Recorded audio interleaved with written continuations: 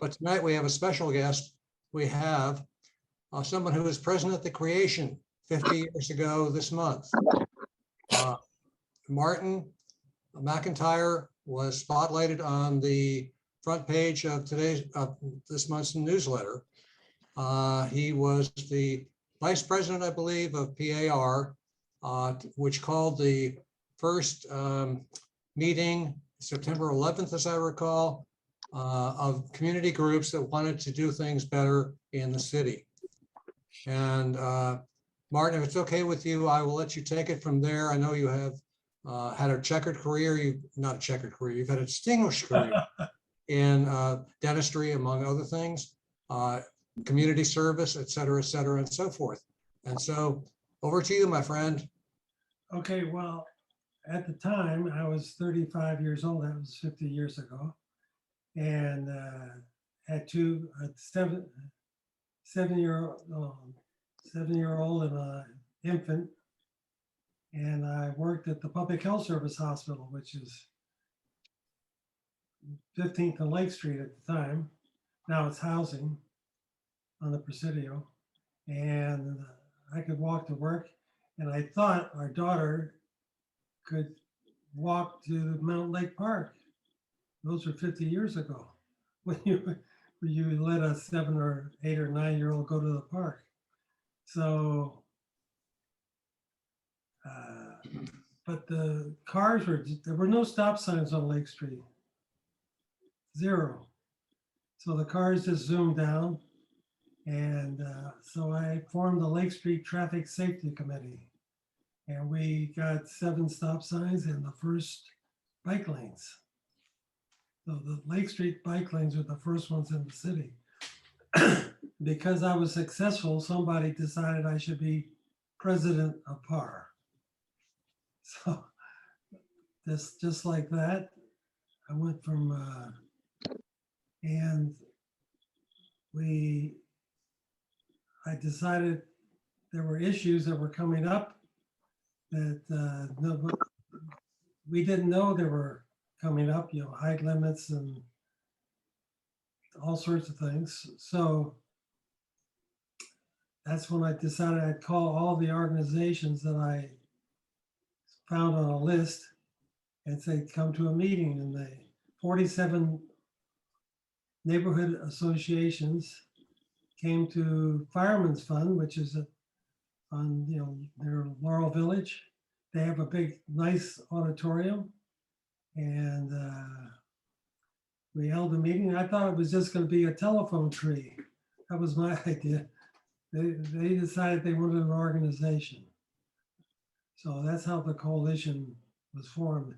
And 2 weeks, not 2 weeks, a couple of weeks later, we met to come up with an organization format.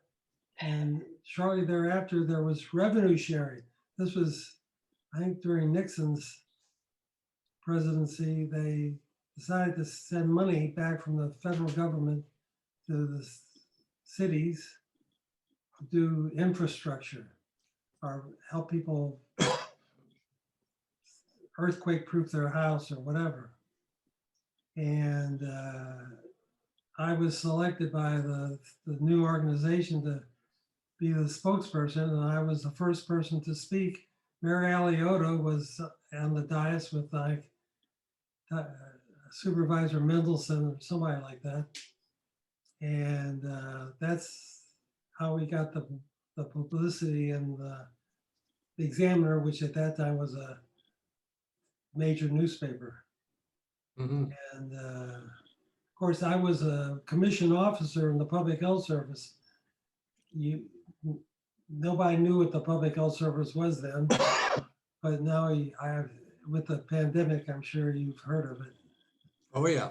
And so I wasn't in a position. In fact, because I was in favor of district elections, and we had a group along with 409 House and other groups.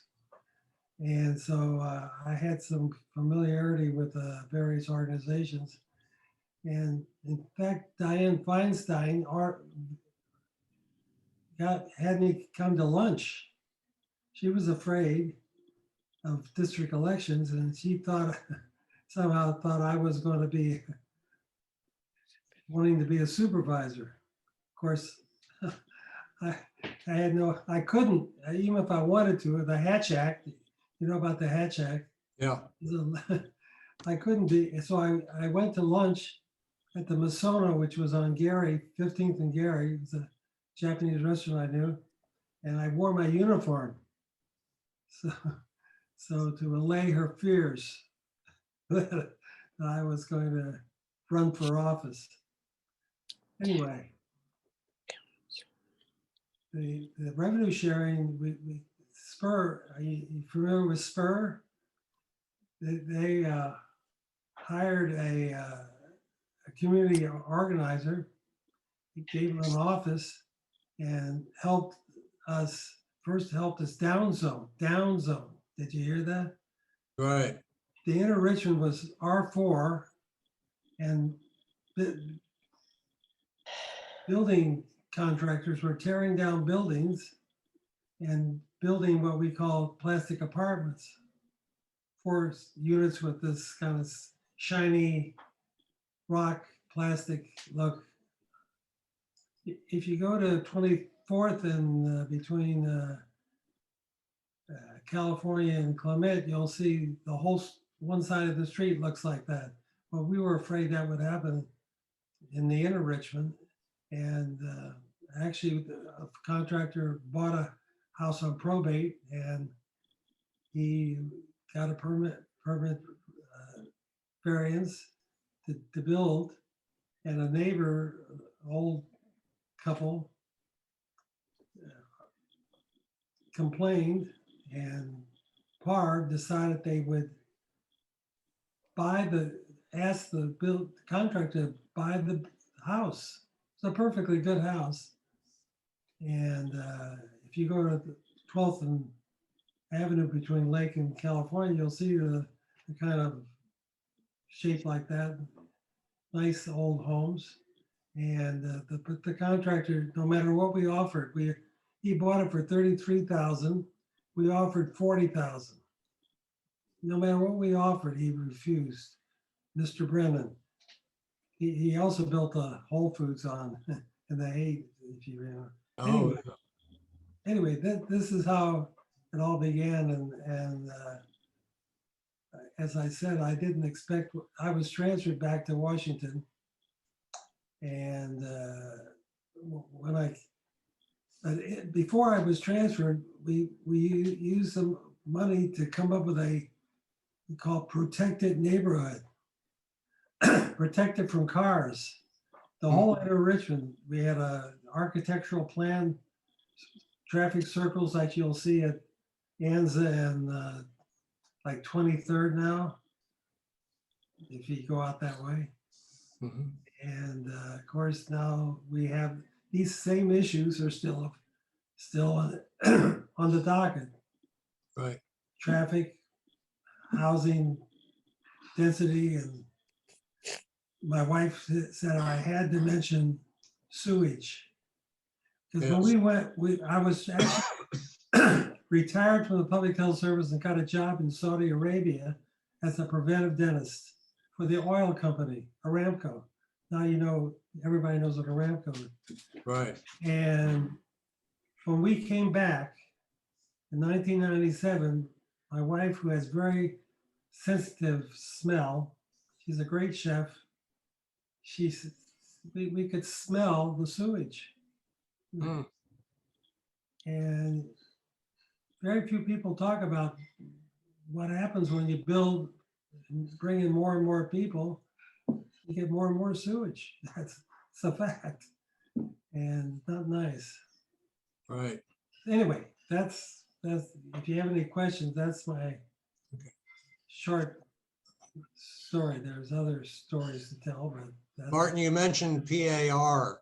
Not everybody here speaks acronym. So could you tell us what PAR stands for? It's the Planning Association for the Richmond, and it was really started by Spur as an experiment. And And that's why it's called the Planning Association, not just the Richmond Neighborhood Association or Right. something like that. And that's how we sort of had support.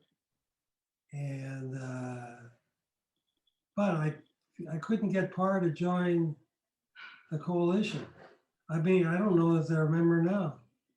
No, they are not. They are a separate organization, and they have been for the last 50 years. Well, all of you are separate organizations, but there was another Richmond Neighborhood Council, or there were other, one that was more or less about environment. But in fact, Anne Marie, initially when I helped, when I came back, I reformed the University Terrace Association. I was the first president after it was reinvigorated, and we got the parking permit area, that sort of thing. And I couldn't get the University Terrace Association to join either until it's member now, but it took a while. I'm glad you got them to join. Well, some people, I mean, I was a member of San Francisco Tomorrow as well.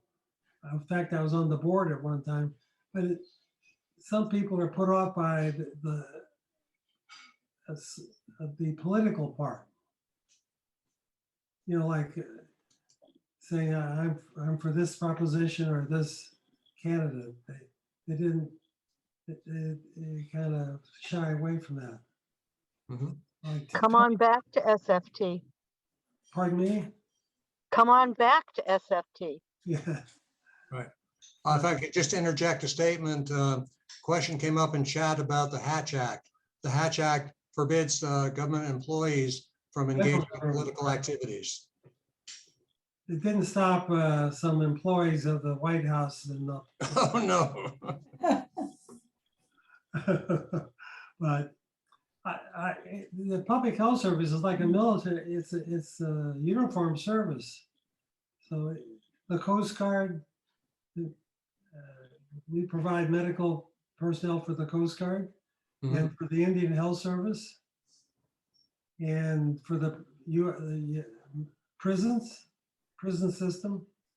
And there used to be merchant marines. That's how it got started, like in 1880s. The quarantine merchant marines who came up wanted to land when they had an illness. If they came from who knows where, and so they set up hospitals in San Francisco, Galveston, even Detroit, Buffalo. I was stationed in Buffalo, Boston, Staten Island, where I got my training and met my wife, who was a commissioned officer. Wow. Dietitian at the time. So. She fraternized with an enlisted man? Pardon me? She fraternized with an enlisted man? Yeah, right. Not enlisted. I was an officer. Oh. And this was when you were selective service. In case you don't know what selective service, all men, all men had to sign up to selective service. And in fact, if you didn't have good grades in the upper half of your class, you could be you should go to Vietnam. Oh yeah. Or who knows where. So it was, that's the way it was 50 years ago.